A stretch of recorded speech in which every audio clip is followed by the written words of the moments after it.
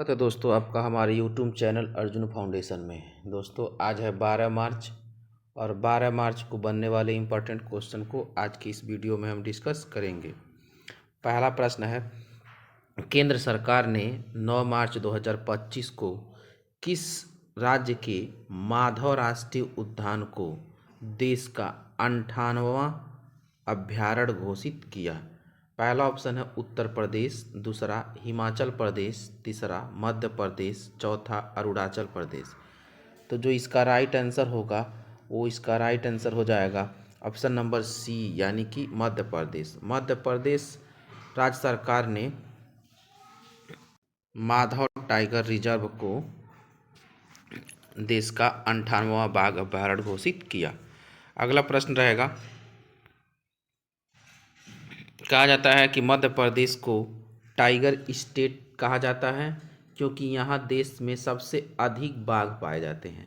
माधव राष्ट्रीय उद्यान को बाघ अभ्यारण्य घोषित किया गया है बाघों के संरक्षण और पारिस्थितिकीय पर्यटन को बढ़ावा देने के लिए। अगला प्रश्न रहेगा, किस बैंक ने भारतीय वायुसेना IAF के पेंशन भोगियों के लिए प्रोजेक्ट हैक शुरू किया है? बताना है दोस्तों कौन सा वो बैंक है, कौन सा वो बैंक है जिसने भारतीय वायुसेना AIF के पेंशन भोगियों के लिए प्रोजेक्ट हैक शुरू किया है। तो ऑप्शन नंबर पहला RBI, दूसरा HDFC, तीसरा SBI और चौथा एक्सिस बैंक। तो जो इसका राइट आंसर हो जाएगा वो हो जाएगा option number B, HDFC bank. Next प्रश्न, हाल ही में किस राज्य सरकार ने केंद्र सरकार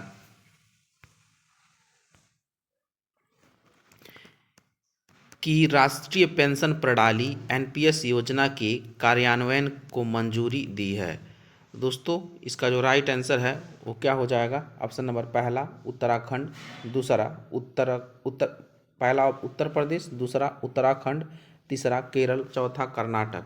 इसका जो राइट आंसर होगा हो जाएगा option number B, Uttarakhand. Uttarakhand सरकार ने केंद्र सरकार की पेंशन राष्ट्रीय पेंशन प्रणाली यानी कि जिसको हम NPS कहते हैं उसकी योजना के कार्यान्वयन की मंजूरी दे दी है।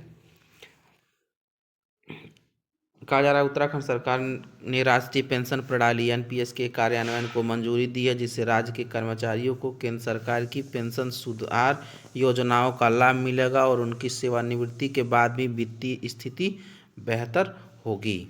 नेक्स्ट प्रश्न अपना है, अंतर्राष्ट्रीय महिला दिवस 2025 की थीम क्या है? दोस्तों हमको बताना है कि अंतर्राष्ट्रीय महिला दिवस 2025 की थीम क्या है। पहला ऑप्शन जो है आपका है कार्यवाही में तेजी लाना, दूसरा समान शक्ति समान अधिकार, तीसरा नारी सशक्तिकरण और चौथा है डिजिटल और लैंगिक समानता के नवाचार और प्रौद्योगिकी। तो दोस्तों इसका राइट आंसर क्या हो जाएगा? तो जो इसका राइट आंसर है वो हो जाएगा ऑप्शन नंबर पहला, कार्यवाही में तेजी लाना। कार्यवाही में तेजी लाना अंतर्राष्ट्रीय महिला दिवस 2025 की थीम है। इंपॉर्टेंट क्वेश्चन है ये, आने वाले आगामी एग्जामों में ये ऐसा क्वेश्चन आ सकता है। नेक्स्ट प्रश्न अपना रहेगा, हाल ही में किस देश के वैज्ञानिकों ने पृथ्वी का सबसे पुराना उल्कापिंड टकराव क्रेटर खोजा है? तो कौन सा देश है? पहला ऑप्शन चीन, दूसरा ऑप्शन है जापान, तीसरा ऑस्ट्रेलिया, चौथा रूस। दोस्तों इसका जो राइट आंसर हो जाएगा वो हो जाएगा option number C, Australia. Australia ने पृथ्वी का सबसे पुराना उल्कापिंड, क्या नाम है उसका, क्रेटर खोजा है। क्रेटर उल्कापिंड को किसने खोजा है? तो आंसर हो जाएगा ऑस्ट्रेलिया ने खोजा है। कहा जाता है कि ऑस्ट्रेलियाई वैज्ञानिकों ने दुनिया का सबसे पुराना उल्कापिंड टकराव क्रेटर खोजा है, जिससे पृथ्वी के भूवैज्ञानिक इतिहास और जलवायु परिवर्तनों के बारे में महत्वपूर्ण जानकारी मिलती है। अगला प्रश्न अपना रहेगा, हाल ही में किस राज्य ने प्रिंट, इलेक्ट्रॉनिक और डिजिटल मीडिया, कौन सी प्रिंट, इलेक्ट्रॉनिक और डिजिटल मीडिया की निगरानी के लिए मीडिया निगरानी केंद्र स्थापित करने की घोषणा की है? कौन राज्य सरकार है जिसने मीडिया निगरानी केंद्र स्थापित करने की घोषणा की है? तो पहला ऑप्शन है महाराष्ट्र, दूसरा मध्य प्रदेश, तीसरा राजस्थान, चौथा हिमाचल प्रदेश। तो जो इसका राइट आंसर हो जाएगा ऑप्शन नंबर ए हो जाएगा। महाराष्ट्र राज्य सरकार ने मीडिया निगरानी केंद्र स्थापित करने की घोषणा की है। कहा जाता है कि महाराष्ट्र सरकार ने इस कदम को जिम्मेदार पत्रकारिता को सुनिश्चित करने, गलत जानकारी के प्रसार को रोकने और मीडिया नैतिकता को बढ़ावा देने के लिए यह कदम उठाया है। अपना अगला प्रश्न रहेगा, भारतीय संविधान के किस अनुच्छेद में राज्य के नीति निर्देशक तत्व का उल्लेख किया गया है? तो राज्य के नीति निर्देशक तत्व का उल्लेख भारतीय संविधान के किस अनुच्छेद में किया गया है? तो दोस्तों इसका पहला ऑप्शन है अनुच्छेद 22, दूसरा अनुच्छेद 30, तीसरा अनुच्छेद 32 और चौथा है अनुच्छेद 36। तो जो इसका राइट आंसर है वो हो जाएगा ऑप्शन नंबर डी, अनुच्छेद 36 में। अनुच्छेद 36 से जो 51 है वो उसके अंदर किसका उल्लेख किया गया है? तो राज्य के नीति निर्देशक तत्वों का उल्लेख किया गया है। अगला प्रश्न अपना रहेगा, वसुधैव कुटुंबकम का सिद्धांत किस वेद में उल्लिखित है? पहला ऑप्शन ऋग्वेद, दूसरा ऑप्शन यजुर्वेद, तीसरा सामवेद, चौथा अथर्ववेद।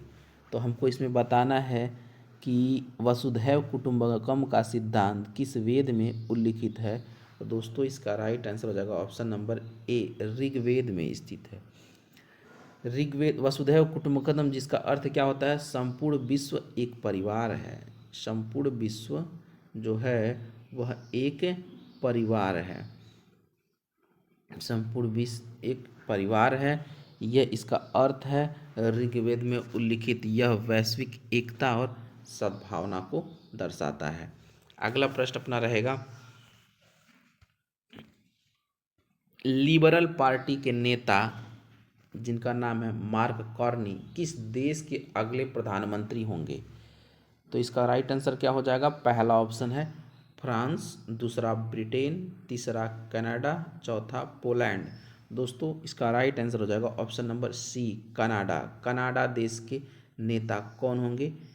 मार्क कार्नी कनाडा देश के अगले प्रधानमंत्री होंगे। अगला प्रश्न अपना रहेगा 10वां, हाल ही में भारत ने दुबई में किस देश को हराकर चैंपियन ट्रॉफी का खिताब जीता है?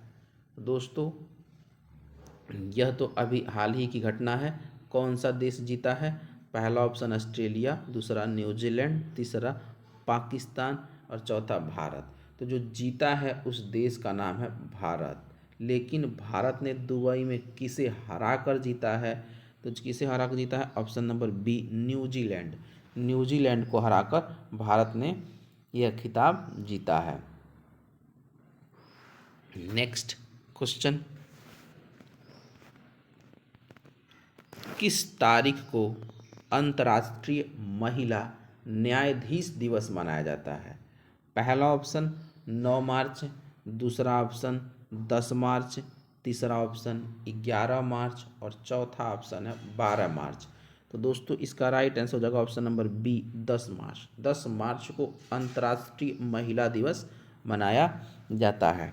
नेक्स्ट प्रश्न अपना रहेगा, अगला प्रश्न ये है, हाल ही में किस देश ने राष्ट्रीय राजनीतिक बिटकॉइन रिजर्व की स्थापना की है?